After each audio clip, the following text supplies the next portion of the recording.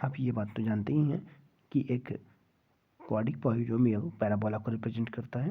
Parabola का सीधा सा मतलब है open downward and open upward. ये ओपन डाउनवर्ड है और ये ओपन अपवर्ड है। सीधी सी बात है, दिख भी रहा है ये बात।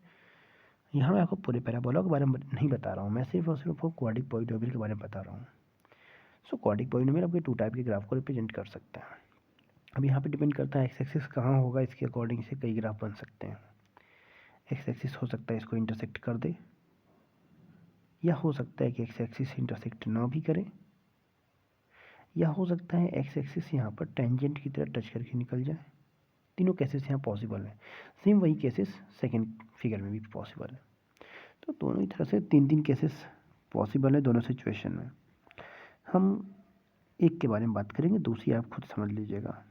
सेम टू सेम सारी बातें लागू होंगी दूसरे में, कुछ चीज़ें चेंज हो जाएंगी। सबसे पहली बात कि जो हमारे पास जनरल क्वाड्रिक पॉलिनोमियल है उसके जो 3 वेरिएबल्स हैं हमारे पास, जो 3 कांस्टेंट वेरिएबल हैं, उनके सिंबल्स हम कैसे जस्टिफाई करेंगे। ए बी एंड सी ये पॉजिटिव है या नेगेटिव कैसे पता करेंगे। तो ध्यान रखिए, पहली चीज़, अगर आपका पैराबोला ओपन अपवर्ड है तो इट मीन आपका ए पॉजिटिव है, और अगर ओपन डाउनवर्ड है तो आपका ए नेगेटिव है। पहली बात आपने तय कर ली। सेकेंड पॉइंट,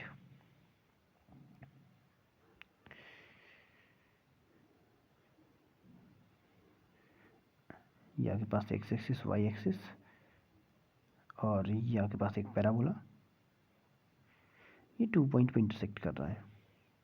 इन दोनों पॉइंट्स की वैल्यू पता है, वैल्यू पता है हमें। वो वैल्यू हम कैसे कैलकुलेट करते हैं, x equal minus b plus minus under b उसका बैलेंस 4ac की जगह कैपिटल डी लिखा हूँ अपॉन 2a।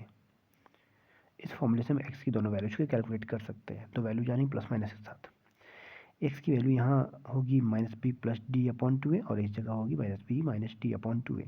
दोनों को ऐड करके अगर हाफ कर दे तो हम इस पॉइंट पर एक्स की वैल्यू पता कर सकते हैं। इस पॉइंट पर यहाँ एक्स की वैल्यू, और ये आ जाएगी minus b upon 2a। X की वैल्यू यहाँ पर, वाई की वैल्यू क्या होगी वो आप कैलकुलेट कर सकते हैं फंक्शन में रख करके, पॉलिनोमियल में रख करके।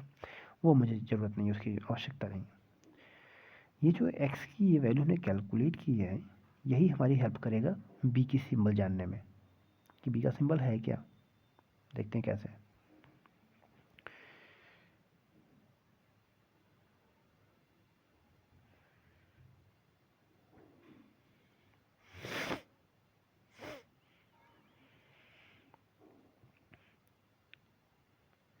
ये एक पैराबोला है,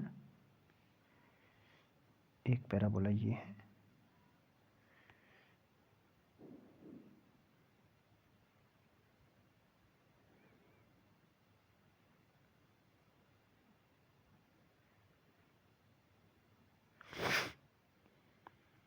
बस 2 ही रहने दीजिए, ठीक है। हम जानते हैं कि इसका जो लीस्ट पॉइंट होगा, लीस्ट पॉइंट वो होगा माइनस बी अपॉन 2a। यहाँ पर एक्स की वैल्यू होगी minus b upon 2a, Y की भी कुछ होगी, मुझे मतलब नहीं है। सेम ऐसे यहाँ पर जो लीस्ट पॉइंट है इस जगह पर एक्स की वैल्यू होगी minus b upon 2a, Y की भी कुछ होगी, हमें उससे मतलब नहीं है। आप जानते हैं कि दोनों सिचुएशंस में ओपन अपवर्ड है सो ए पॉजिटिव होगा। आप जानते हैं कि ये 4th क्वाड्रेंट है और इस जगह पर एक्स पॉजिटिव होता है। इट मीन जो ये माइनस बी अपॉन 2a मैंने लिख रखा है ये यहाँ पर पॉजिटिव होना चाहिए। अब अगर यहाँ minus b upon 2a positive होना चाहिए और आप जानते हैं ए पॉजिटिव है, तो आपको क्या लगता है बी का सिंबल क्या होना चाहिए। ये डिनोमिनेटर पॉजिटिव, ये भी पॉजिटिव, तो यहाँ भी तो पॉजिटिव ही होना चाहिए। सो अगर माइनस ऑलरेडी है तो बी कैसा होना चाहिए, बी एक नेगेटिव नंबर होना चाहिए ताकि ये पॉजिटिव बैलेंस रहे। तो आप समझ गए कि जो ये सिचुएशन है फर्स्ट, इस जगह पर बी की वैल्यू बी नेगेटिव होना चाहिए, सॉरी इस सिचुएशन में बी नेगेटिव रहेगा। जरा सेकेंड सिचुएशन देख लेते हैं। अगेन सेकेंड सिचुएशन में आपका जो ये पॉइंट है लीस्ट पॉइंट, ये किस क्वाड्रेंट में, 3rd क्वाड्रेंट में, और यहाँ पर एक्स नेगेटिव है। इट मीन यहाँ पर माइनस बी अपॉन 2a की जो वैल्यू है वो एक नेगेटिव नंबर होना चाहिए। बट आपको मालूम है इस सिचुएशन में ए पॉजिटिव है, सो पॉजिटिव। क्या लगता है बी एक कैसा नंबर होना चाहिए। आप देख लीजिए, पता लग जाएगा बी एक पॉजिटिव नंबर होना चाहिए सिचुएशन में। तो आप समझ गए कि इस फिगर में बी पॉजिटिव होगा। देख रहे हैं मैंने बी का सिंबल कैसे निकाला। मुझे मालूम है कि इसका लीस्ट या हाईएस्ट, मैं यहाँ पर ओपन अपवर्ड पैराबोला की बात कर रहा हूँ। आप ओपन डाउनवर्ड के बारे में भी सेम टू सेम कॉन्सेप्ट ले सकते हैं, कोई प्रॉब्लम नहीं आएगी।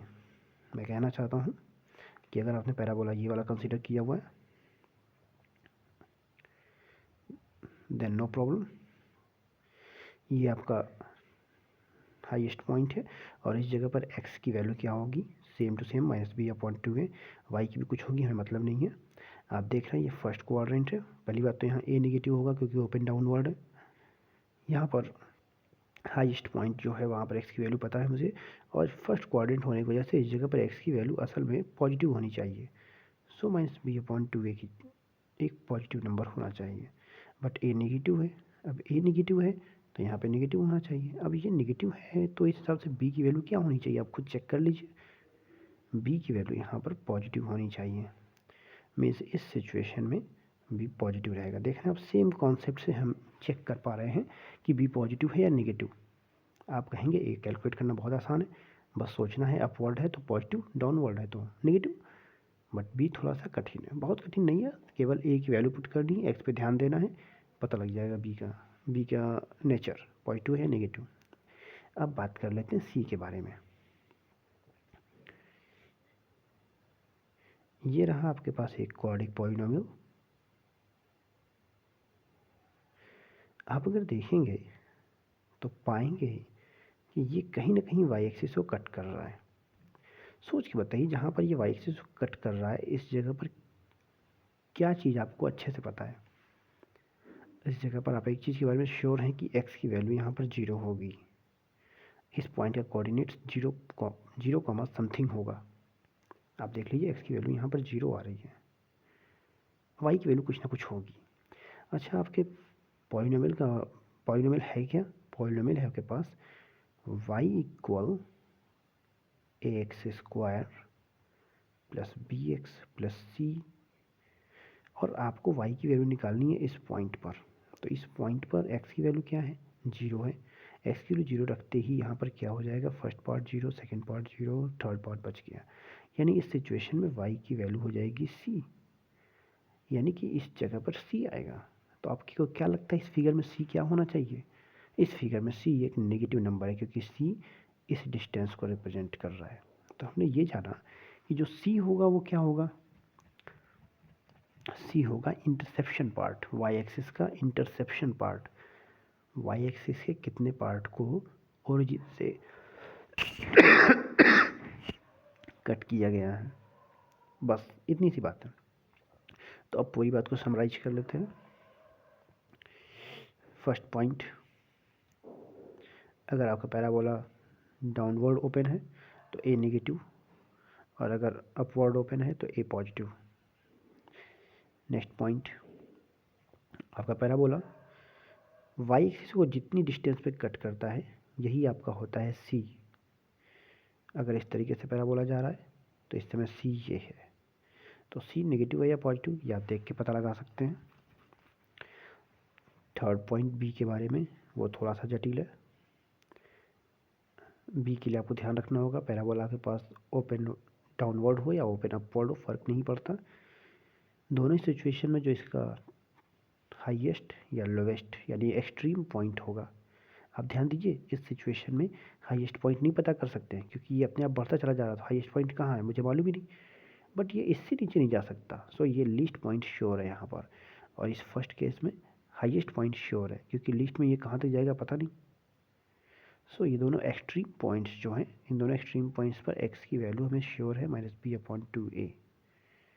एक्स की वैल्यू हमें श्योर है, वाई से हमें मतलब ही नहीं है इस जगह पर। और इसके सिंबल के अकॉर्डिंग कि इस जगह पर एक्स का सिंबल होना क्या चाहिए, वो और ए की सिंबल्स को कंपेयर करके हम बी के सिंबल को कैलकुलेट कर सकते हैं।